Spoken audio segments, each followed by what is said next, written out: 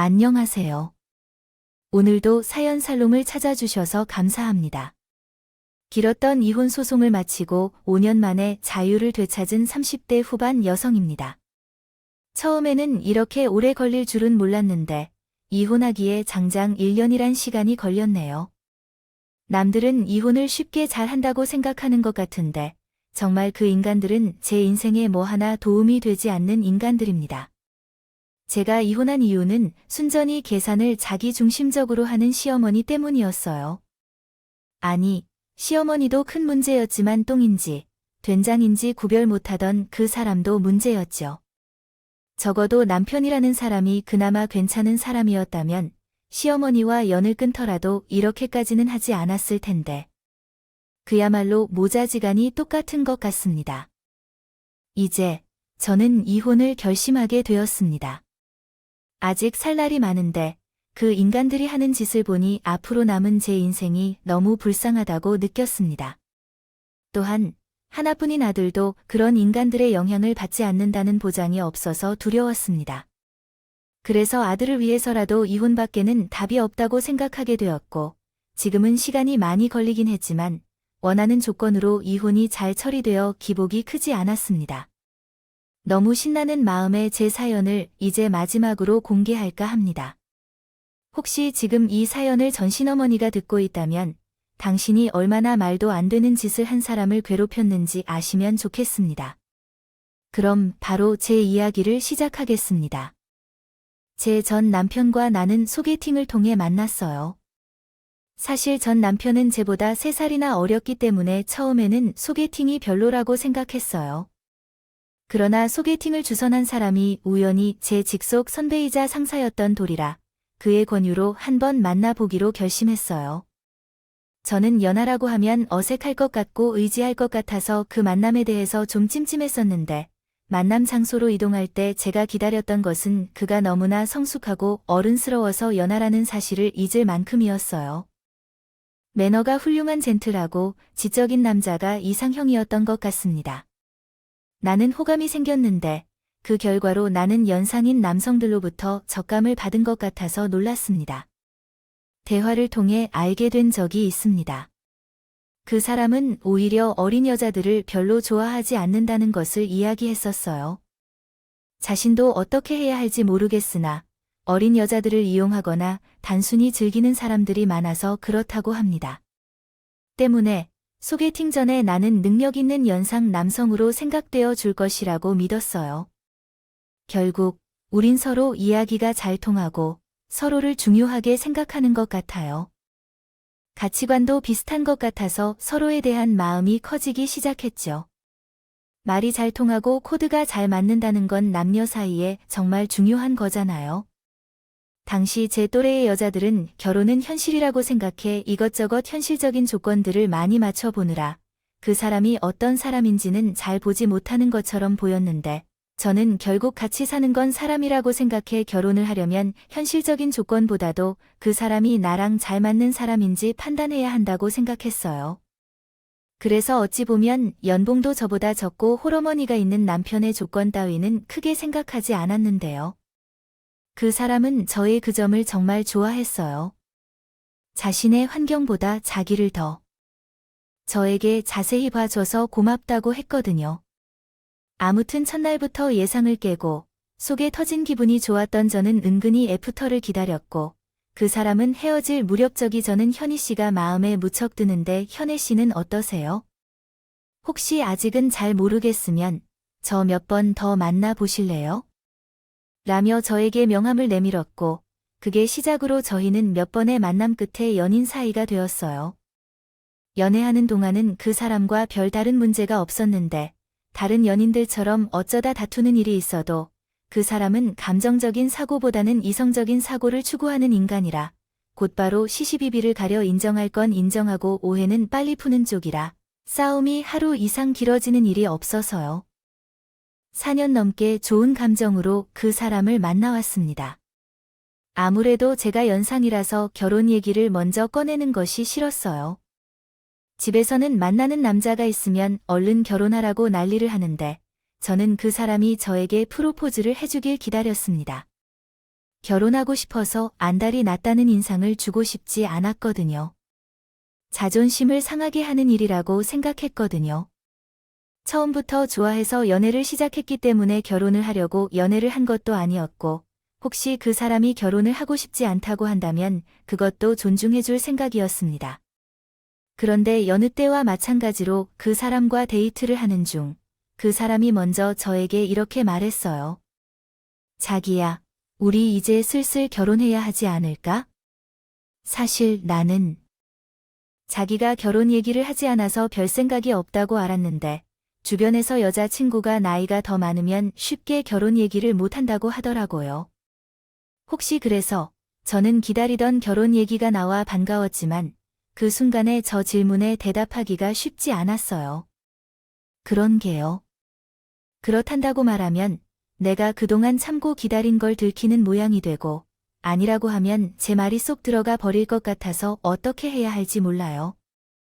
하지만 못하겠다고 했지만, 그러면서도 그런 생각을 하는 도중 자존심 때문에 이러지도 저러지도 못하는 제 자신이 싫어졌고, 다음날은 솔직하게 그 사람에게 제 마음을 고백하기로 결심했어요. 그래서 그 얘기 말씀드린 것입니다. 어젯밤 제가 제대로 대답하지 못해서 미안해요. 하고 싶은 이야기가 있어요. 솔직히 말하면 당신과 결혼하고 싶어요. 그렇지만 당신에게 부담을 주고 싶지 않아요. 우리의 관계가 긴 시간을 보냈다고 해서 반드시 결혼해야 한다고 생각하지 않아요. 제 마음이 더 궁금해져요. 정말로 그래요. 당연히 당신과 결혼하고 싶어요. 그러니까 솔직하게 얘기할게요. 그럼 그냥 솔직하게 얘기를 해봐요. 바보 같은 얘기를 하지 말고 올해 안에 결혼합시다. 어때요? 그 사람의 제안에 놀라서 마음이 설레요. 그죠. 공평하고 서로 존중하며 잘 지낼 수 있을 것 같아요. 그리고 결혼을 하기로 한 후에도 서로 다 같이 결혼할지 해서 반반 비율로 말했어요. 그래서 반반으로 결혼하자고 했죠. 남녀가 새로운 시작을 하는 게 괜찮을 것 같아요. 돈을 벌어들이고 노동을 하는 것도 모두 동등하게 해야 한다고 생각해요. 누가 더 많은 돈을 벌고 누가 집안일을 더 많이 한다면 결국 갈등이 생기고 부부싸움을 하게 될 거예요. 그래서 제 생각에는 예방 차원에서라도 가정의 균형을 위해 반반씩 일과 가사를 나눠가며 결혼하는 게 좋을 것 같아요. 상대방의 발언이 서운할 수 있지만 우리 둘 다 일하면서도 가사를 반반씩 나눠서 하는 게 맞다고 생각해요. 그러면 집안 모든 일을 함께 나눠 가질 수 있으니까 말이에요. 저는 이 사람의 발언에 즐거운 마음으로 응했고, 제 입장에서는 이에 대한 부담스러운 이유가 없다고 생각해요. 없었죠. 그리고 서로 가지고 있는 돈이 얼마인지 오픈해지게 되었는데요. 저는 당시에 붙어있던 적금을 포함해 1억이 조금 넘게 있었어요. 그런데 전 남편은 저보다 사회생활을 늦게 시작하기도 했고, 짠돌이 캐릭터가 아니라서 저보다는 돈을 많이 모으지 못했어요. 당시에 닥닥 긁어서 6천만 원 정도 되더군요. 반반 결혼하자고 하더니 일단 돈부터가 차이가 났어요. 하지만 그 사람은 걱정하지 마, 나 1억 맞춰 올 수 있어. 그러면 우리랑 합쳐서 2억으로 신혼집이나 다른 결혼 준비를 하자. 1억을 어떻게 맞춰 올 것 같아? 설마 대출을 받으려고 그래? 꼭 그러려는 필요 없어요. 없으니 엄마한테 좀 빌려도 돼. 그리고 그건 내가 벌어서 갚으면 되지. 설마 우리 엄마가 나한테 은행처럼 이자를 내놓으라고 하겠어? 정말? 그래도 돼? 그럼 내가 반 결혼하자고 했는데 내가 자기보다 돈을 적게 들고 결혼을 하면 말이 안 되는 거지. 걱정하지 마. 그리고 앞으로 행복하게 살 일만 생각해. 우리 진짜 재미나게 잘 살자. 제가 단순했던 걸까요? 저는 그 사람이 너무 쉽게 이야기를 해서 어떤 의심도 하지 않고 결혼 준비에 들어갔어요. 그 사람이 정말로 자기 엄마한테 4천만 원을 빌려서 1억을 맞아왔거든요. 그래서 신혼집을 돈에 딱 맞춰 준비하기 힘들어서 제 명의로 1억 정도 대출받아 20년도 넘은 9억 소형 아파트를 선택했어요. 매매를 하긴 했지만 그 돈 안에서 살림을 꾸리고 결혼 준비를 시작했어요. 저희 부모님은 제가 외동이라서 그래도 도와주고 싶다고 이것저것 하려고 했어요. 하지만 저는 괜찮다고 그러면서 부모님을 말렸어요. 그 사람은 자기 엄마한테 돈을 빌려 반반씩 결혼을 고집하고 있었는데 부모님의 도움을 받으면 반반 결혼이 아니라 부끄럽지 않게 도와줬으면 했어요. 솔직히 말해서 저희 부모님도 돈 한 푼 들이지 않고 딸을 시집 보내려는 것은 문제가 없는 거 아닌가요? 결혼식을 원활히 마치고 빠듯한 돈 상황에서 신혼여행은 대만으로 4박 5일 짧게 다녀왔어요. 그때까지는 모든 게 잘 되어 왔어요. 생각대로 척척 흘러가는 것 같고 그래서 앞으로 더 기대가 된 줄 알았는데 한 가지 마음에 들지 않는 것이 있었어요. 바로 시어머니와의 관계였죠. 시어머니는 결혼 전까지는 별다른 간섭이나 잔소리 같은 것이 전혀 없었는데 제가 신혼여행 다녀온 후부터 갑자기 간섭하기 시작했어요. 남편이 집안의 막내였거든요. 위로 누나가 2명 있었는데 아들 낳으려고 그런 적이 없다고 하셨거든요. 그렇게 힘들게 얻은 아들이라고 거는 기대도 많다며 저에게 너희들 괜히 신혼 즐기는 시간을 끌지 말고 얼른 애부터 낳으라네. 너는 우리 아들보다 나이도 많잖아. 출산하려면 엄마의 나이가 중요한데 너는 이미 늦었으니 꿈을 현실로 가져야겠다. 고 말씀하셨어요. 거릴 시간이 없지 않니? 내 말이 무슨 뜻인지 알겠지? 나는 한 셋을 낳았으면 했는데 며느리가 이렇게 늙어서야 하나라도 제대로 낳을 수 있나 몰랐어요. 하지만 은근히 막말을 하셨었어요. 저도 사람이니 기분이 좋을 리가 없었죠. 어쨌든 어른다워야 해서 처음에는 좋은 게 좋은 거라고 하루라도 빨리 애를 낳으면 그런 말씀도 안 하실 거라는 생각으로 넘겼는데 하나 넘긴다고 그만이 아니었어요. 문제는 곧이어 또 터졌어요. 그때는 집들이 때문에 감정 상하는 일이 있었죠. 시어머니는 참고로 통영에서 건어물을 장사하시고 반면 우리 친정은 서울에 있는 우리 신혼집과 같은데 집들이 날짜가 문제였어요.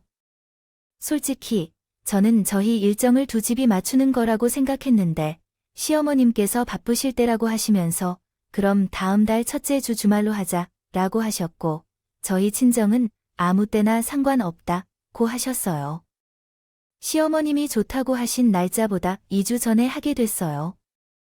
하나밖에 없는 자식을 결혼시켜놓고 허전했는데 자주 놀러 오고 싶다면서 우리 아빠가 그분한테 비싼 명품 지갑도 사주시고 아주 화기애애한 분위기 속에 집들이를 마쳤죠. 지역이 같다가 보니 주무시고 갈 필요도 없으셨고 그리고 대망의 시어머님이 저희 집에 오신 날에는 시집간 두 형님네 식구까지 함께 오셔서 집이 사람으로 꽉꽉 차 있었어요. 모처럼 시어머님이 서울까지 오셨는데요. 그래서 남편과 두 형제 모두 표정이 좋더라고요. 게다가 아무래도 시어머니께서 2주 전에 우리 가족 집들이 때보다 더 많은 음식과 좋은 것들로 준비를 해두셨는데 그때 시어머니께서 저에게 이렇게 물으셨어요. 내가 이것저것 준비하느라 수고 많았다. 오늘 리더에 내가 아들과 딸들을 다 모아놓고 포를 하는구나. 뭘 좋아해 주실 거니? 좋아해 주셔서 저도 좋아요. 어머니가 그래 하셨어요. 근데 내 친정 식구들의 집들이는 언제 하니? 네, 저희 부모님은 지난주에 오시고 가셨어요. 뭐, 지난주에? 그럼 친정 식구들의 집들이는 이미 했다는 거네. 시어머님이 한순간 표정이 딱딱해지면서 얼굴색까지 하며 저에게 말씀하셨어요. 그리고는 그 표정이 조금씩 흥분하는 듯 했어요. 목과 귀까지 빨개지는 언성을 높이며 시작하셨는데요. 그때는 솔직히 무섭기까지 했습니다. 아니, 어떻게 이러세요? 내가 개념이 없냐? 아무리 친정부모가 서울에 살아서 시간이 넉넉하다 해도 찬물이 위아래가 있는데 시댁이 먼저인데 어떻게 그런지요? 친정부모를 먼저 부르고 집들이를 할 수가 있어요. 이 집은 내 아들의 집인데요. 무슨 말씀을 그렇게 하세요? 왜 내가 못할 말이라 했어요? 솔직히 이 얘기까지는 안 하고 싶었는데 나는 너들 결혼할 때 4천만 원을 해줬어요. 근데 너희 부모는 10원 하나 보태지 않았잖아.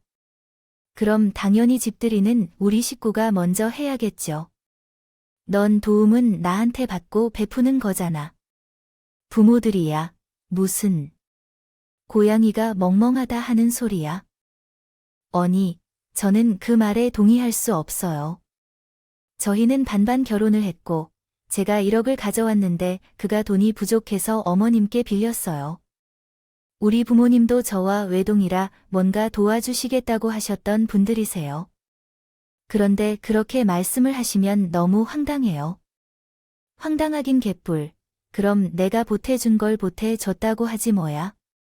아니에, 정말 웃기지도 않아요. 다음부터는 뭐든지 나에게 물어보고 너희 부모님 챙겨주는 것 알겠니? 저는 불효처럼 소리를 질러 시어머니를 보고 심장이 벌렁거렸어요. 솔직히 그런 상황이면 누구든 놀라요. 게다가 옆에 있던 형님들은 자기들끼리 낄낄거리며 저를 가자미 눈으로 쳐다보는데 정말이지. 수치스럽지 않았고 오히려 저는 혼자 모은 돈으로 충분히 당당하게 결혼한 것인데 이 집 사람들은 하나같이 나를 결혼할 때 부모의 도움 없이 결혼한 사람으로 취급했어요. 그때는 억울해서 손까지 벌벌 떨리기도 했답니다. 그런데 중간에 술이 부족해서 편의점에 가서 술을 사러 다녀온 남편이 돌아왔습니다. 뒤늦게 상황을 알게 된 그분은 나가 터질 것 같은 얼굴을 하고 있었죠. 시어머니는 그 상황을 알게 되자 제가 화를 내고 있는 것처럼 보여 채찍부터 풀어주기 시작했어요. 와, 정말 화를 낸 박여사 같다며 말이에요. 내가 그때도 말했잖아. 우리는 반반으로 결혼한다고 했잖아요.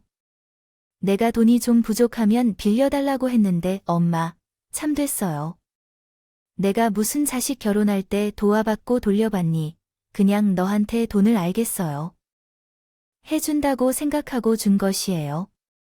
내가 하나뿐인 아들에게 그 정도도 못하겠어요. 그래, 우리 엄마는 아들만을 알고 계시죠. 우리가 결혼할 때는 1,000만 원 혼수를 해주셨는데도 손이 벌벌 떨렸어요. 아들에게는 한없이 관대하지 뭐예요. 기집애들이 돈 1,000만 원씩 주면 많이 준 것일 텐데 뭘 그런지. 아이고, 속이 시끄럽다 하셨다며 시어머니는 냉수를 벌벌벌컥 마셨어요. 그리고 저는 억울한 마음에 찔끔 눈물이 났죠. 이제 막 결혼해서 한 달 정도 밖에 되지 않았는데 이런 일이 일어나니 앞으로 어떻게 될지 걱정돼요. 결혼을 후회했어요. 그러니 괜히 남편에게 모든 원망의 화살을 쏟았어요. 돌아왔는데 시어머니는 시어머니대로 기분이 나쁘다며 우리 집에서 주무시지도 않고 둘째 형님 집으로 갔어요. 그날 결국 남편과 대소를 벌였어요. 자기는 어떻게 어머니께 말을 했길래 어머니가 그렇게 말씀하셨죠?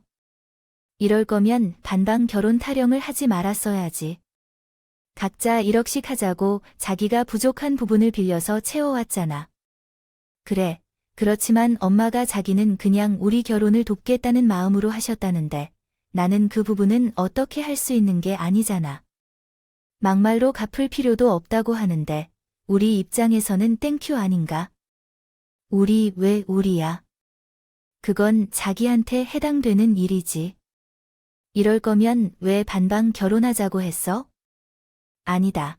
자기 주변 사람들에게 우리가 반반 결혼했다고 으스대듯 말하고 다니잖아. 근데 어머니가 그런다면요? 우리가 반반 결혼한 것은 맞아.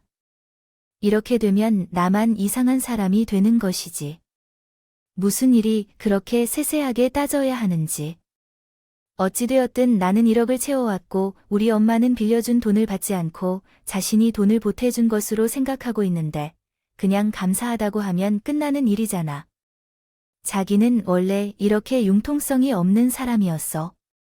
그러니까 감사는 자기에게 해당되는 일이고. 그런데 어머님은 당신이 도와줬다고 내게 대접받고 싶어 하시는 거야? 그리고 우리 부모님은 왜 무시하는 거야? 언제 우리 엄마가 무시를 한 적이 있었다고?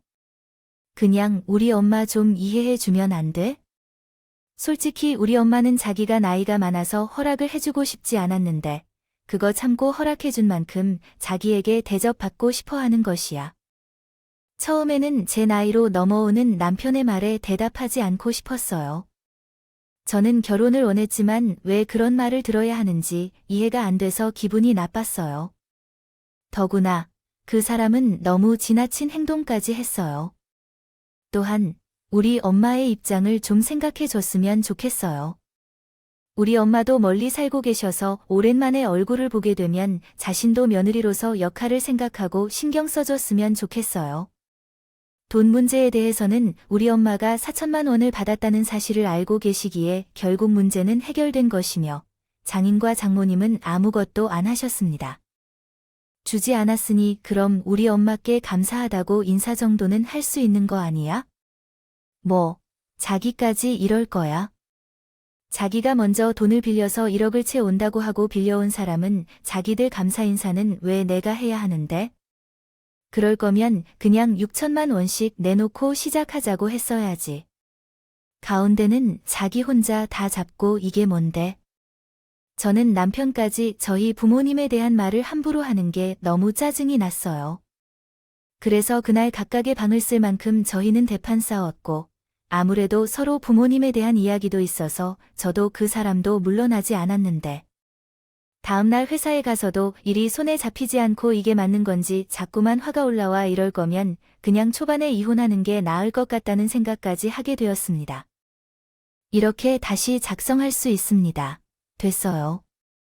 시어머님은 앞으로도 계속 4천만 원 해줬는데 자기한테 이렇게 할 거냐고 저한테 갑질할 것 같았고 거기에 우리 부모님은 딸을 시집 보내면서 한 푼도 안 해준 능력 없는 부모 취급을 할 것 같은 생각에 저는 이혼 서류 양식을 인터넷에서 다운받아 작성해서 남편 앞에 던졌어요. 이게 뭐야? 협의에 온 의사 확인 신청, 내 건 다 적었으니 자기 거 다 적는 대로 법원에 내면 돼. 자기야, 왜 그래? 진짜 왜? 김나도 억울하니까 그렇지? 어머니, 진짜 너무 하신 거 아니야? 아님 자기가 반반 결혼하는데 돈 부족해서 채워달라고 제대로 얘기한 거 맞아. 아니, 어떻게 우리 부모님까지 무시하면서 그렇게 말씀하실 수가 있어? 거기에 자기까지 나더러 감사하게 생각하라니 이럴 거면 그냥 하루라도 빨리 정리하는 것이 서로의 정신건강에 좋을 것 같아 알았어. 내가 말을 실수했고 잘못을 저질렀어. 우리 엄마한테도 앞으로 말 조심하라고 약속할게. 그럼 되겠지. 우리가 결혼한 지 몇 년 됐다고 벌써 이혼 타령하는 거야? 나는 그냥 서로의 부모에게 잘하자는 취지에서 말한 것뿐이야. 아마도 오해한 것 같고 다른 의미로 받아들이면 당연히 기분이 나빠지겠지. 내가 먼저 반반 결혼하자고 제안하면 말을 안 하는 게 맞는 거야? 자기도 반반 결혼하자고 해놓고 알았어. 우리 이제 그 얘기는 그만둘래. 내가 잘못했어.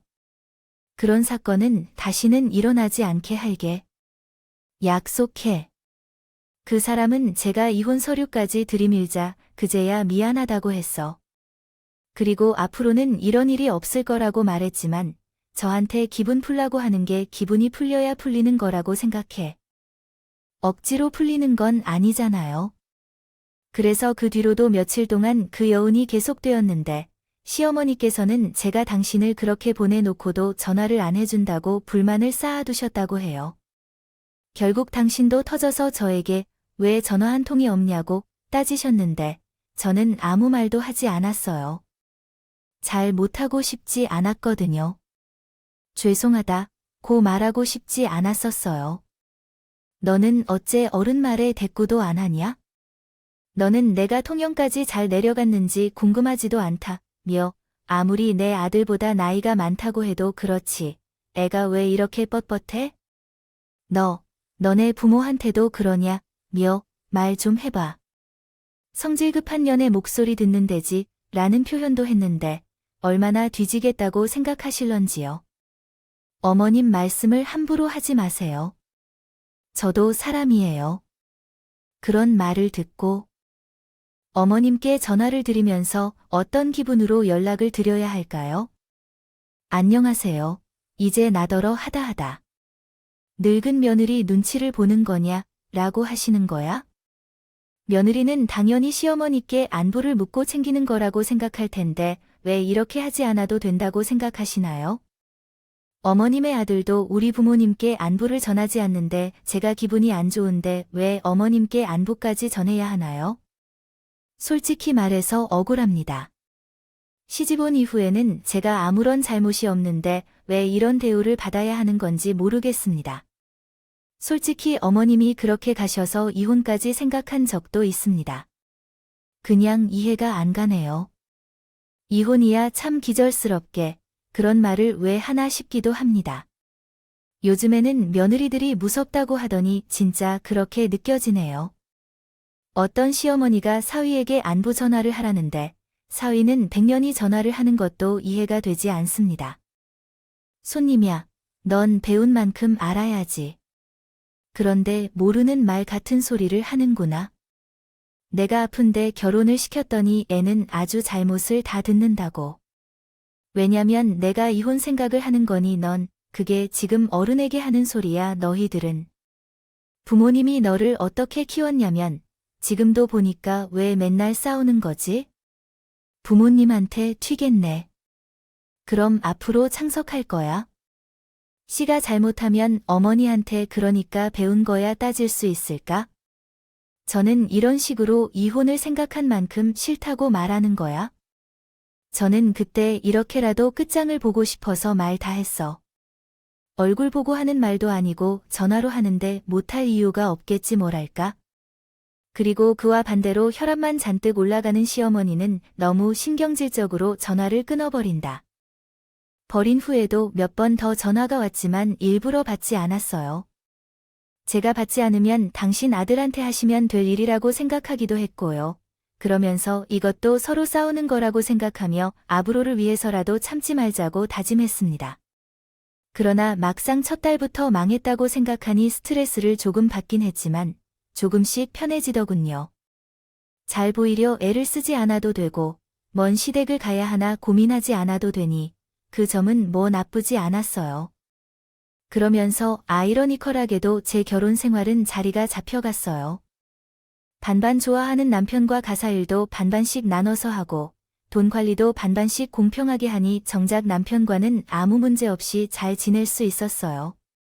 그나마 믿은 부분은 있지만 생각해보니 전 남편과의 관계도 제가 아이를 낳자마자 문제가 하나 둘 생기기 시작했고 제가 육아휴직을 한 지 얼마 안 돼서 정말 더러운 꼴을 많이 보았어요. 제가 휴직 중에는 돈을 벌지 못해서 이 인간이 불평을 갖기 시작했거든요. 자기야, 나 어제 수유하느라 숨도 못 쉬었는데 아기 옷 세탁기랑 집 청소 좀 해주면 안 될까? 뭐 이런 말이 아닌가 싶어요. 지금 나는 밖에서도 돈을 버는데 왜 내가 그 일을 해야 하냐고. 내가 놀아서 그런 게 아닌데 애 때문에 힘들어서 당신에게 부탁하는 거야. 부탁이고 뭐고 난 무엇이든 공평하게 하는 게 맞다고 생각해. 당신은 지금 회사에도 안 가고 돈도 못 벌고 있으니 집에서 살림도 전담해서 열심히 해야 한다고 생각해요. 내가 뭘 해야 하는 거니? 왜 날까지 끌어들여 자기 말을 진짜 이상하게 하니 내 아이는 뭐, 나 혼자일 때만 나가서 사람들에게 물어보는 게 편한지, 회사에서 일하는 게 편한지, 언제는 육아도 자신 있다며 자기가 육아 휴직 안 했을 때가 예전이고 지금은 아니잖아. 그럼 자기도 밖에서 못 버는 만큼 집안일을 더 해야지. 나는 뭐든 공평한 게 좋아. 손해를 보는 게 싫어. 그 놈의 손해 보는 게 싫어서 그러지. 마른 속에서 불이 나서 아기에게 똥기저귀를 그 사람 얼굴에 던졌어요. 다른 남자애도 아니고 지금 키우는 지혜를 낳아서 키우느라 제대로 먹지도 못하고 잠도 못 자면서 힘들게 살고 있는 와이프에게 그런 소리를 해야겠어요. 그럴 거면 애는 처음부터 낳지 말해도 될 것 같다. 하지만 시어머니도 마찬가지고 남편도 나보다 나이가 많다며 아이를 빨리 낳아야 한다고 제게 압박을 가하더니 결국 제가 서둘러 아이를 가질 수밖에 없었어요. 이런 대우를 받게 될 줄 알았다면 그냥 편하게 살았을 거예요. 그리고 시어머니 얘기가 나왔으니 한 가지 이야기를 덧붙이자면 시어머니도 결국엔 사람이었는데요. 그러나 제가 그녀의 아들 손자를 출산하여 산부인과에서 처음 아이를 보여주었을 때를 제외하고는 사이가 좋았던 적이 없었어요. 그 증언이 전부였다. 이후로 가끔씩 아기 사진을 보내라는 문자만 오면서 그 자신이 힘들어하는 저에 대해서는 전혀 고려하지 않는다. 없어진 지 이제 그 정도 될 때 내가 다른 사람들로부터 이용당하는 것만을 당하는 바람에 호구같이 느껴졌어요. 다행히 친정이 멀지 않아 친정 엄마가 자주 왔다 갔다 하시며 도와주셨지만 서운한 마음은 없었죠. 또한 엄마도 저희 사위에게 서운함을 많이 느꼈었는데 딸이라면 그렇죠. 사위가 자기 딸을 위해 주고 말이 나오기 전에 챙겨줘야 하는데 이게 저한테는 못한 것 같았더라. 엄마가 그 사람에 대해 이야기할 때마다 한숨부터 쉬라고 하셔서 그 시기에 어떤 사람도 감정이 좋을 리가 없었었는데 그런 상황에서 가산점이 된 건지 우리 아이가 2살이 되었을 쯤에 소망한 청약이 당첨되어 우리가 살던 아파트도 시세가 상승하여 1억 정도를 벌어서 나올 수 있었어요. 또한 제 계산에 따르면 차입금과 집에 묶여있던 대출을 다 갚으면 된다고 생각하여 기대했어요. 9억이지만 위치가 좋았던 점과 여러 동네 호재로 운이 좋았네요. 그러나 아파트가 완공되기까지 기다리는 시간이 시작되었을 때 왜 그 시간이 이렇게 길게 느껴지는지 2년이 20년 같았어요. 또한 부모님은 새 아파트로 이사가는 기념으로 집에 여러 가전제품들을 바꿔주겠다고 하셨는데 다른 때라면 됐다고 거절했지만 시어머니와 남편 보라고 친정에서 해주시는 것에 감사한 마음으로 받기로 했어요. 그 결과 이제는 마음이 변한 건지 남편도 좋아하더군요. 새 집에 가면 어울리는 색을 들여놓아야 이사한 느낌이 좋을 것 같다며 혼자서 즐겁게 죽는데 제가 유치하다는 것을 알지만 그런 남편 옆에서 공치사를 엄청 했어요. 이에 대해 그의 눈에는 눈이잖아요. A씨, 이제 그만 주해가 몰라. 장인, 장모님 덕에 새 가전제품 챙기는 거 다 안다고 그리고 지금 바로 받아야 할 것도 아닌데 왜 벌써부터 생색이 아파트 이사 갈 때 사주신다며? 자기는 자기 엄마와 자기랑 우리 집에서 아무것도 안 해줬다고 계속 딴지를 걸었잖아. 자기들은 다 되고 나는 하면 안 된다고. 아, 그때 갈 땐 우리 엄마, 아빠한테 감사하다고 꼭 해라. 진짜 집요하다 알았어. 내가 어련히 잘할까 이렇게 말해놓고 말을 바꾸기만 해. 나 TV 제일 크고 비싼 걸로 그릴겠어. 남편이란 놈은 언제 지가 반반거리며 공평한 것을 좋아했냐는 듯 공짜 먹이는 그런 찌질한 인간이 되었어요. 저 때 감사 인사 꼭 한다고 그랬잖아요. 그러나 그것을 안 했어요. 그리고 점점 이기적으로 변하면서 원래 자기가 하기로 한 집안일도 안 하려고 꼼수를 부리기 시작했는데요. 제가 아이를 돌보고 업무로 돌아가 돈을 벌기 시작했는데도 남편은 집안일과 육아를 계속하지 않으려고 했어요. 그래서 왜 이제 나도 일하러 나가서 돈을 벌면서 집안일이나 육아를 분담하지 않냐며 물었더니 이 인간이 뭐라고 한 줄 아세요? 자기야 생각해봐. 내가 하는 것보다 자기가 하는 것이 훨씬 시간도 짧고 자기 마음에도 드니까. 내가 해봐도 자기 마음에 안 들 뿐만 아니라 시간도 오래 걸릴 텐데 그럼 비효율적인 일을 왜 해? 라고 말했어요. 참 놀랍군요. 언제든 무엇이든 반반씩 나눠서 하자고 했던 거지요. 노래 가사에는 자신 있었다며 그때는 다 쉬운 줄 알았었지만 애는 없었어요. 엄마만 찾지 집안일은 끝이 없어요. 이건 도저히 내가 할 수 있는 일이 아니에요. 그럼 각자 더 잘할 수 있는 일을 하는 게 맞죠? 아니, 뭐라고 그러시는 거예요? 자기가 잘하는 일은 뭐냐고요? 내가 월급도 더 많이 받잖아요. 무슨 말을 하는 거죠? 그렇게 따지면 내가 무능해 보이는 거 아니에요. 나도 어떤 사람보다는 나가서 빠지지 않아요. 연봉이 좀 높다고 잘난 척하냐고요? 아니, 각자 더 잘할 수 있는 일을 하자고 했는데 그렇게 따지면 자기가 나보다 더 잘하는 게 없잖아요. 그러면 나 혼자 다 해야 하겠죠? 아니, 왜 그러시는 거예요? 알았어요. 정말 더럽고 치사하네요. 저도 더럽고 되는군요. 치사하네요. 저는 그런 말을 하는 사람이 더 뻔뻔하다고 생각했어요. 그리고 그 아들의 엄마라고 우리가 청약에 당첨되었다는 소식을 들은 시어머니는 득달같이 전화해서 저한테 자기가 우리 결혼할 때 해준 4천만 원을 갚으라고 하더군요. 네, 그때 어머니가 뭘 갚고 그냥 해주신 거라고 하셨잖아요.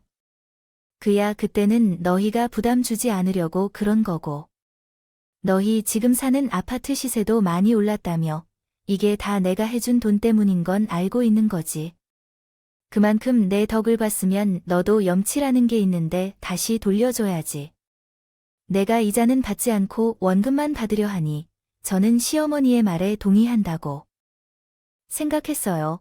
언제까지 갚지 않아도 된다며 그러니 자기가 우리 결혼할 때 돈을 해준 거라고 얘기하고 있는데 그대로 생색을 내놓고 이젠 자기가 덕을 볼 만큼 봤으니 그 돈을 다시 돌려달라고 하는데 어이가 없어서 헛웃음만 나왔어요.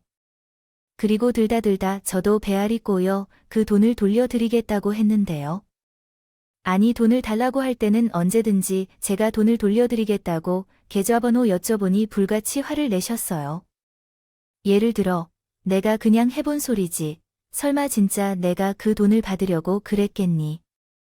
너가 하도 나에게 고맙다고 안 하니까 엎드려 절 받으려고 일부러 그렇게 말해본 거다라고 하시는데 사람 감도 아닌데 너무 약이 올라서 아니라고 저는 진짜 돌려드리고 싶다고 더 바락바락 있다고요. 네, 그런 상태가 되었어요. 이건 정말 죽자고 덤비는 말이야. 아휴, 내 팔자야. 너 돈 보내기만 해 하고 전화를 끊으셨어요. 제가 말한 것처럼 양만 바짝 올랐지요. 이미 180도 태도가 바뀐 자기 아들 때문에 스트레스만 가득한 시어머니 아직. 저러니 정말 미치겠다고요. 그리고 남편은 더욱 바빠져. 밥하고 어린이집 픽업을 부탁해서 그걸 왜 나가 해야 하느냐며 제가 놀려서 농의를 치니 그 입을 찢어버리고 싶었어요. 그래서 내가 아빠가 있는데 왜 할머니가 그렇게 해야 하는 거야? 하고 얘기하니 원래가 그렇다고 하는데 세상에 원래가 어디 있어요? 제 부인은 이미 있는 일이 아닐까요? 이것은 남객에게 보여 제보다 3살 어린 게 아니라 남편이 제보다 13세 많다고 느껴지답니다. 그 인간은 제가 그만큼의 연령차로 자신이 저한테 엄마, 며느리 및 아내의 역할을 강요하며 그 이후에는 다소 얼버무리며 말을 하곤 했어요. 결혼하기 전까지는 아이 때문에 산다는 게 왜 중요한지, 아이가 없으면 조기에 이혼한다고 하는 것이 왜 그런지 몰랐는데 저는 정확히 그 상황에 처했었습니다.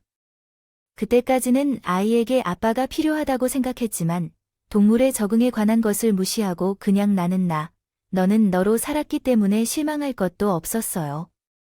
그렇게 지난 시간이 흘러 결국 새 아파트가 완공되고 입주 날짜가 결정되었어요. 얼마나 기쁘던지 믿어지지 않겠습니다. 그 집에 있었는데 오곤 했다니까요. 물론 그러면서 하자 점검도 꼼꼼히 했고 이곳저곳 치수, 가구와 가전들 배치까지 철저하게 구상하며 입주하는 날만 손꼽아 기다렸는데 시어머니도 새 아파트가 궁금하셨는지 저희 새 아파트를 구경 오고 싶다고 오시겠다고 하시더라고요. 솔직히 그때는 시어머니와 묵었던 감정도 풀고 잘 지내고 싶은 마음도 있어서 제가 모시고 간다고 했는데요. 사람이 좋은 일이 앞에 있으니 너그러워진다. 이참에 저도 시어머니에게 점수라는 걸 따고 싶더군요. 그리고 새 아파트에 도착한 시어머니는 이곳저곳 구경하시면서 얼굴에 미소가 가득하셨는데요. 그때는 제 마음도 뿌듯했어요. 우리가 열심히 살아 이런 좋은 아파트를 장만했다는 것을 시어머니께 보여주고 싶었어요. 보여드리는 자리 같았거든요. 사람들이 이래서 아파트를 산다는 거구나. 전에 집에 비하면 아주 호텔이나 마찬가지예요. 주변 시설도 좋고, 밖에 풍경도 좋고, 어젯방들도 이렇게 넓게 뻗어 있으니 특히 안방이 정말 넓고 좋다. 화장실도 좁지 않고 세면대가 밖에 나와 있으니 더 괜찮아 보이네. 근데 여기는 냉장고 자리가 2개네. 너희 땅에는 냉장고 하나만 없지 않니?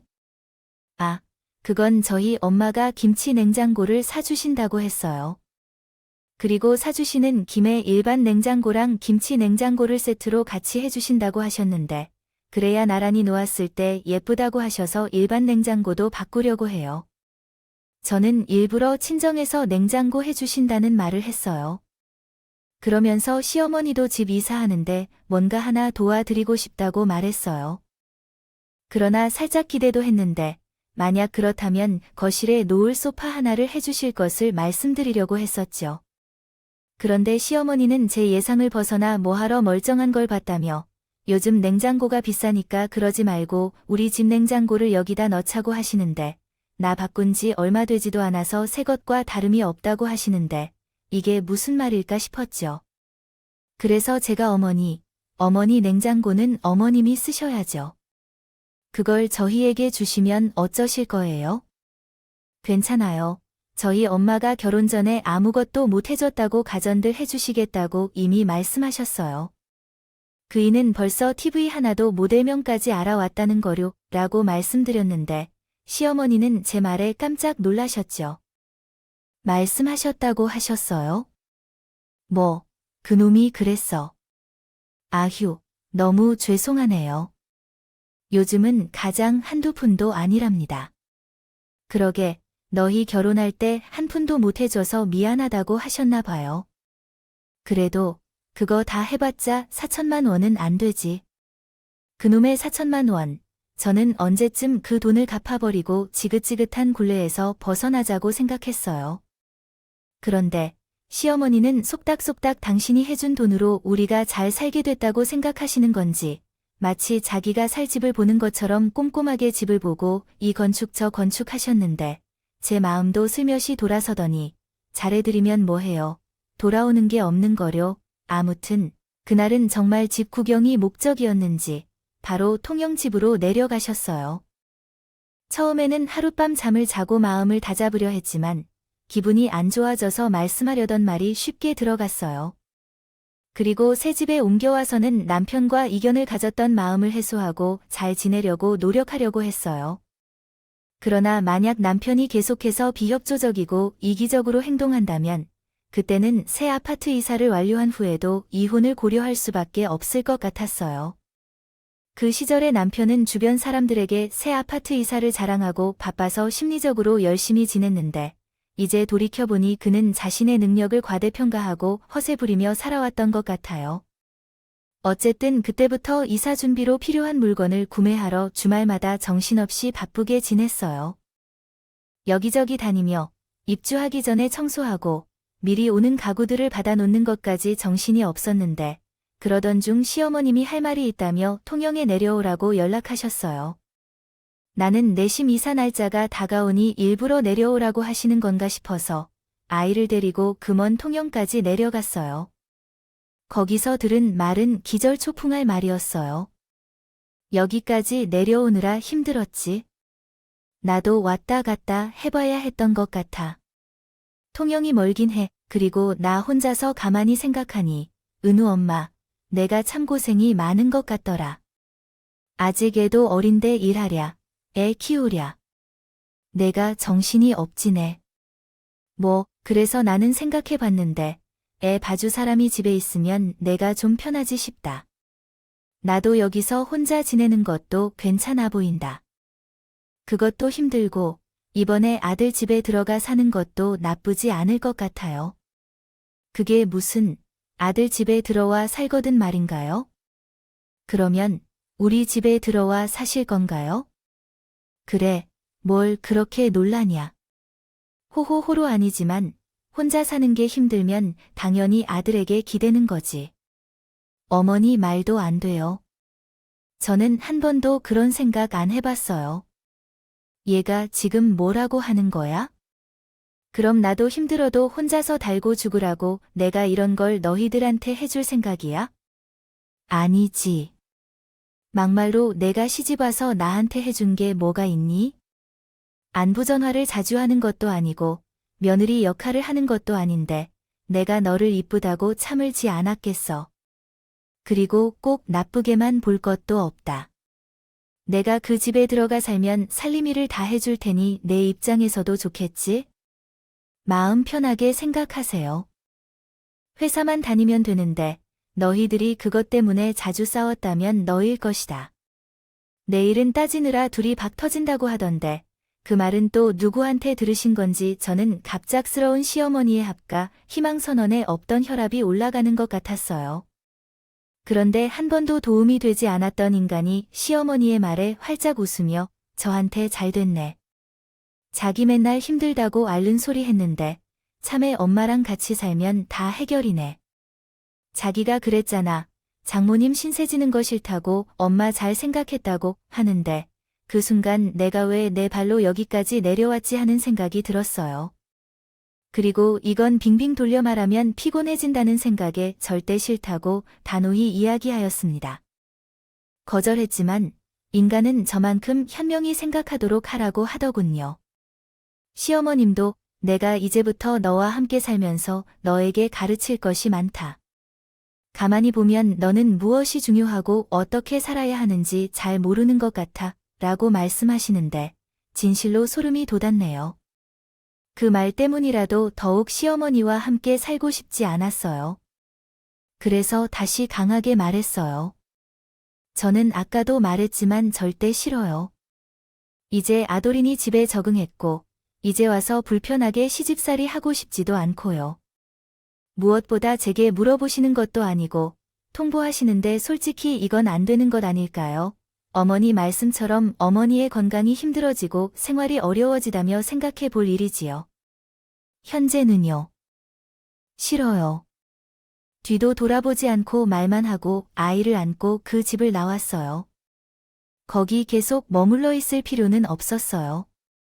좋은 소리를 듣을 것 같지도 않았고 남편이 호들갑만 떨던 걸 봤자 싫었거든요. 그리고 예상했던 대로 우리는 집으로 돌아오는 길에 대혼란을 겪었어요. 남편은 시어머니 앞에서 제게 어떻게 그렇게 말해? 넌 윤리조차 배우지 못한 여자구나 라고 말했어요. 그래서 제가 입장을 바꿔 생각해보라고 한마디로 말했는데 사위는 원래 대접을 받는 운명이라던가요. 우리는 원래 그런 사람들이고 아마 장인님이 더 싫을 거예요. 하지만 며느리는 그런 게 아니잖아요. 며느리는 시집 오면 그 집의 사람이 되는 거고 시부모를 부양해야 하는 거야. 의무가 있다고 누가 그래요? 며느리는 뭐 사람이 아닌데. 자기 말 들으면 여자는 결코 결혼해서는 안 된다고 하지 않아. 자기는 일일도 손해를 보고 싶어 하지 않으면서 왜 자꾸 나한테 강요하는 거야? 내가 손해보기 싫지 않으면 다른 남자들도 똑같은 거 아니야? 결혼 전에는 공평하고 평등한 걸 따지는 사람이 아니었어. 결혼 전의 얘기고 나는 살아보니 결혼이 공평하고 평등할 수 없는 거라고 생각해. 여자 역할이 많은데 내가 어떻게 그걸 대신하겠어? 아무튼 우리 엄마에게 당장 사과해야 해. 내가 잘못한 것도 없는데 왜 사과해야 하는지 모르겠어요. 저는 끝까지 싫다고 버텼어요. 그러자 남편은 저에게 실망했다며 제게 말도 섞이지 않고 쟤를 공기 취급하며 무시하기 시작했어요. 그날은 이사 날이었는데요. 부부가 서로 사이가 안 좋아도 이사해야 해요. 그래서 묵묵히 제가 할 일만 하고 있었어요. 그리고 이럴 때면 각방을 쓰는 것도 좋지 않겠냐고 생각했죠. 그래서 남편 방은 가장 먼 방으로 하는 것을 고려하고 있었는데요. 아마도 제 아이와 함께 있어야 하니 안방을 쓰는 게 맞겠다 싶었어요. 그런데 그날 아침부터 시어머니가 계속 전화를 하셨어요. 저는 기분 나쁘게 하고 싶지 않아서 일부러 전화를 안 받았어요.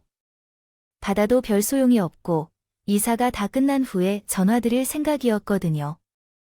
하지만 집안은 짐들로 가득 차 있어서 정신이 없는 상태였어요. 새 집에 들어가서도 드리고 싶지 않았어요. 그리고 현관으로 들어온 시어머니는 제게 얄미워 죽겠다는 눈으로 놀렸는데 이윽고 전혀 다른 얼굴로 이사한 분들께 박하사 한 병 돌려주며 잘 부탁드린다고 전에 없던 상냥한 미소로 인사하고 다녀셨어요. 정말 황당했어요. 그리고 그것도 잠시 후에 제가 집안 물건을 배치하고 있었는데 참견을 시작하셨어요. 그때 당혹스러운 감정이었어요. 저기, 안방에 있는 짐들을 모두 끝방으로 옮겨주세요. 안방에는 따로 들어갈 짐이 있어요. 거의 다 옮겨놨으니 빨리 짐 좀 옮겨주세요. 그마저도 다 옮겨놓았던 짐들을 빼달라고 하셨어요. 다시 빼주세요. 이러면 곤란하죠.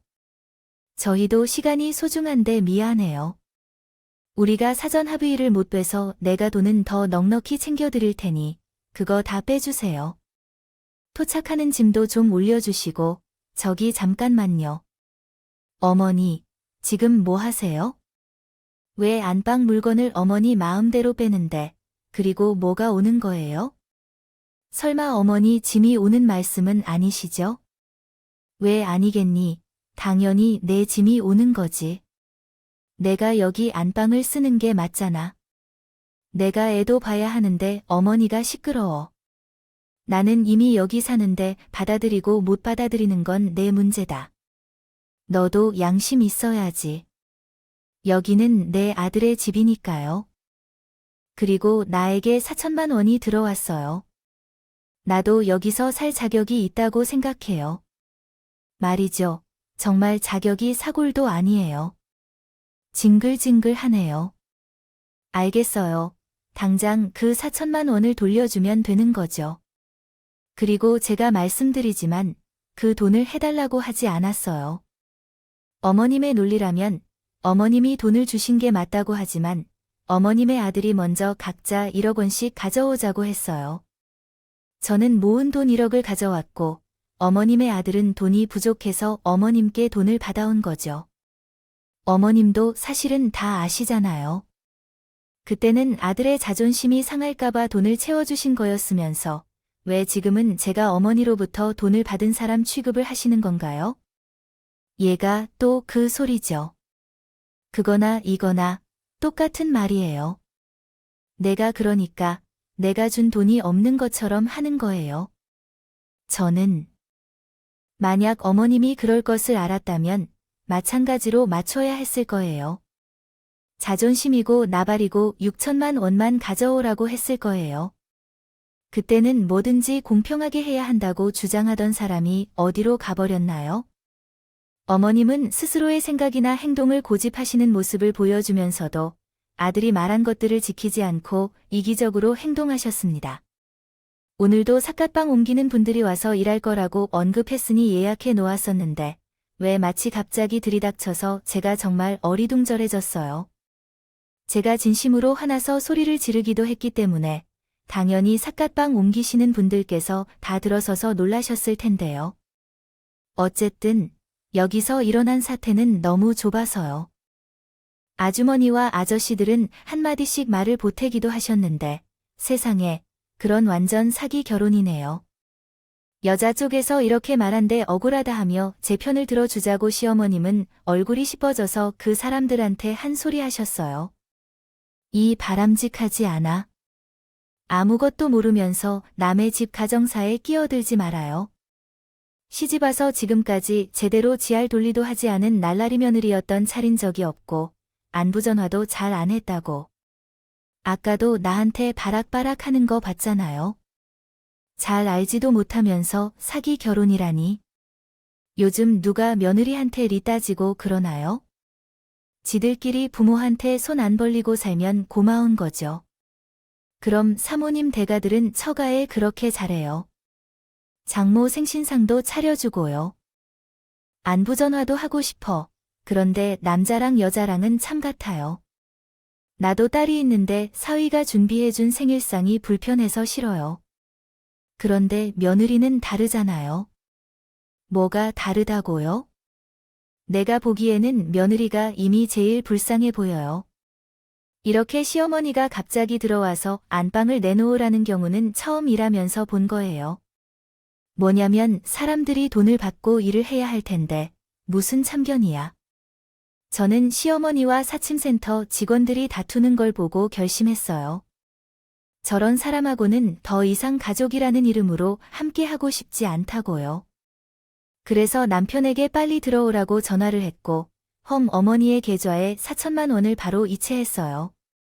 잠금을 풀어줄 날이라 이체 한도를 높여놔서 번거롭게 은행에 가지 않고 그 자리에서 해결할 수 있었어요. 요란스럽게 울리는 알람 소리에 시어머니가 자신의 휴대폰을 확인하던 중 죽일 듯한 눈빛으로 나를 쳐다보았습니다. 나는 돈이 입금되었다는 사실을 알려주며 말했습니다. 방금 4천만 원이 입금되었어요.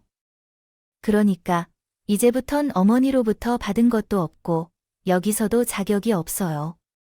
저는 말이죠. 당신이 그렇게 말하면 안 된다는 건데 돈을 보내면 모든 게 끝날 거라고 그 뜻이 아니에요. 앞으로부터는 돈 문제를 얼마나 신경 쓰는지 확인할 거예요.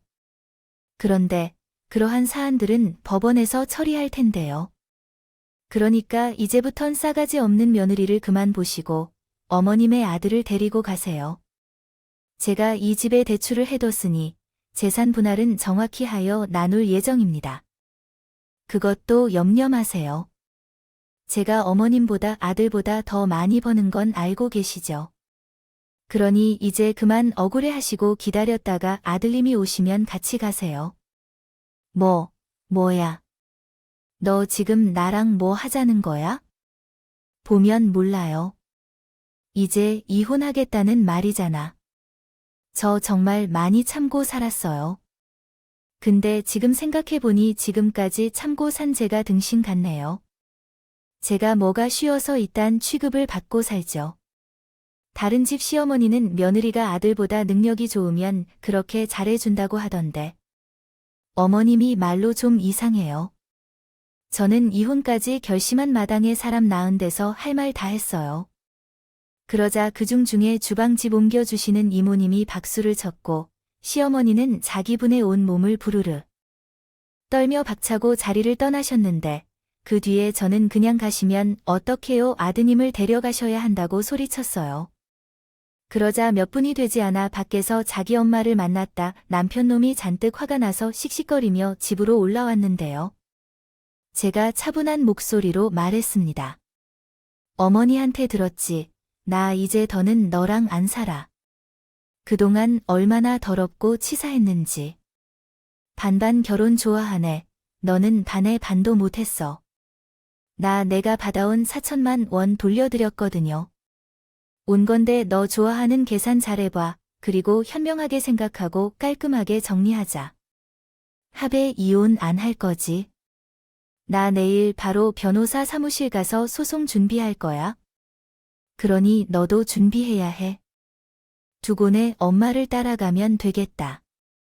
재산 분할은 정확하게 할 테니 걱정은 하지 마세요. 난 누구처럼 다른 소리 하지 않을 거든. 아이는 능력이 높은 내가 키울 거고 너는 법원에서 정해준 양육비나 위자료를 낼 생각을 해야 해. 그러니까 알아두세요. 저는 그 사람에게 짐이나 캐리어 2개를 던졌어요. 그러자 그 사람의 얼굴은 사색이 되어서 자기가 왜 나가는지 묻기 시작했고 도리어 화를 내며 적극 반발했어요. 하지만 저는 그냥 캐리어 2개를 현관 밖으로 던졌어요. 그러자 그 사람은 자기 짐을 가지러 나갔고 나는 현관문을 잠그고 잠을 청했어요. 보조키도 어락도 모두 나가는 건 제가 할 거라며 오늘 너무 죄송하다고 이사신방을 돌려보내 드렸는데 그분들이요. 도리아가 나에게 응원을 해주며 사다리 차를 타고 돌아갔다. 그렇게 감사한 마음에 그리고 다른 사람이 이렇게 나를 이해해주는데 도움을 줘서 여태 왜 그렇게 바보같이 참았던 걸까 하는 생각에 저는 분노를 억눌렀고 그 후에는 법정 진흙탕 싸움이 벌어졌다. 그러면서 남편은 어쨌든 나와 합의하여 이혼 소송을 취소하려고 매일 내게 찾아왔다. 그는 정말로 손수아첨하며 그 유혹의 눈물을 흘리는 것 같았다. 현명한 사람이라면 내가 그와 헤어질 경우에 손해를 보게 될 것을 알 것이다. 하지만 제가 정말로 바보인가요? 결국 모든 사람에겐 참을 수 있는 한계가 있을 텐데 그 사람은 나를 정말로 잘못 이해한 것 같다. 그리고 어느 날부터인가 시어머니조차 그 사람의 말에 좋은 영향을 받은 것 같다. 전화나 문자 등으로 아주 심한 일은 아니었는데 그 내용이 참으로 가관스러웠어요. 어떤 날은 화를 내며 다투고 다른 날에는 자기가 다 잘못했다며 이혼 소송을 요구했지만 앞으로 다시 함께 하자는 말을 전혀 꺼내지 않겠다고 했어요. 저는 그 말을 다 믿지 않았을 뿐만 아니라 그 사람들과 함께 가족이라는 이름 아래 살기 자체를 싫어했어요. 그렇게 한 달이 지나고 저와 제 변호사는 재산 분할은 정확히 하겠다고 요구했지만 양육비와 위자료는 최대한 받을 것을 요구했어요. 그러자 시어머니는 말도 하지 않고 갑자기 제 친정으로 가셨다고 해요. 제발 그런 얘기를 멈추기를 원하는데요. 하지만 이미 모든 상황을 알고 계신 부모님에서는 그러한 시어머니의 말을 들어주지 않았어요. 오히려 엄마께서 너 잘못 만난 것 같다 고 하며 시어머니에게 큰 소리를 쳤다고 하더라고요. 치시고 참았던 것을 모두 쏟아냈다고 하는데 우리 아빠는 우리 엄마를 달래는 모습을 보인다. 아무튼 오랜 시간 동안 합의가 이루어지지 않아 시간을 끌다가 드디어 남편에게 2천만 원의 위자료와 매달 150만 원의 양육비를 낼 것을 법원 판결로 받은 1차 소송이 끝났습니다. 그러나 그 사람이 인정하지 않겠다고 하여 항소를 제기하여 소송이 더 길어졌습니다. 그리하여 1년이란 긴 시간을 겪은 후 저는 현재의 자유를 되찾았고 아이는 예상보다 아빠를 찾아오지 않고 잘 지내고 있습니다. 사실 아빠가 그립다운 만큼 그 사람은 아이를 돌봐주지도 않았었으니 참으로 서운하고 불편했었습니다. 그러나 현재는 오히려 잘 됐다고 생각됩니다. 그리고 친정 부모님께서는 우리에게 하는 일이었고 결국은 저희에게는 긍정적인 영향을 주신 것 같습니다. 아들을 무척이나 예쁘게 보며 잘 챙겨주시는 분인데요. 그 덕분에 저는 아무 걱정 없이 회사를 잘 다니며 만족스러운 삶을 살고 있어요. 이사도 가지 않아도 돼서 아이와 함께 아파트에서 편안히 생활하고 있거든요. 결과적으로 그분만큼 싫다는 손해를 보고 제 엄마와 함께 살게 되었는데 다행이라고 할 수 있겠네요. 시어머니가 통영집과 가게를 정리한 돈이 있어서 그 돈으로 작은 빌라를 샀던데요. 게다가 재산 분할해서 가져간 돈도 있다고 해요. 사실 그 돈도 제가 시어머니에게 보낸 4천만 원과 위자료, 양육비 등 시급으로 거의 제가 다 챙겨서 돌려줄 금액도 별로 없었거든요. 솔직히 말해서 아직까지 너무 고맙고 감사한 마음입니다. 그동안 받았던 스트레스가 해소됐습니다. 힘들 때마다 직장일에 짜증이 나는 만큼 곱씹다가 그렇게 생각하고 있어요. 남편이 소개해준 회사 선배가 미안하다며 쓰레기였다고 했지만 그것도 쿨하게 이해해드렸어요. 그 선배는 결혼해서 그 인간과 살아보지 않았지만 그것을 어떻게 알겠어요? 미래가 과거보다 더 중요하기에 지금까지 힘들게 넘어온 장애물은 다 제거해버렸으니 앞으로 더 행복하게 살고 싶어하는 마음인데요. 아이를 키우며 좋은 엄마가 되고 싶으며 가능한 한 그 인간들과 상종하지 않으면서 똑바로 살아가길 바랍니다. 현실은 아들이 그 인간들을 닮지 않도록요. 무엇이 진정으로 현명한 것이며 어떻게 올바르게 살아가는 것인지를 가르치기 위해 엄마의 마음을 우리 아이에게 전하고 싶어서 길어졌던 제 이야기를 마무리하겠습니다. 이렇게 글로 쓰니 정말 이혼해서 올바른 선택을 한 것 같아요. 왜냐하면 조짐이 보였을 때 바로 이혼하지 않았던 것을 후회하며 미래를 생각해 볼 때 오히려 감정이 밀려옵니다. 혹시 제처럼 참고 참았다가 과감한 결정을 함으로써 여러분의 삶을 새롭게 시작해 보시길 권유드립니다. 의외로 이렇게 생각하면 선택이 쉬울지도 모릅니다. 그리고 남편과 시댁 때문에 억울해하지 않는 모든 분들을 위해 이만 내려가려 합니다. 제 이야기를 끝까지 읽어주시고 들어주셔서 감사합니다. 안녕히 계세요. 여러분의 응원과 현명한 조언을 댓글로 보내주시기를 바랍니다. 부탁드립니다. 좋아요와 구독은 저에게 큰 힘이 됩니다. 오늘도 좋은 일 가득하시길 바랍니다.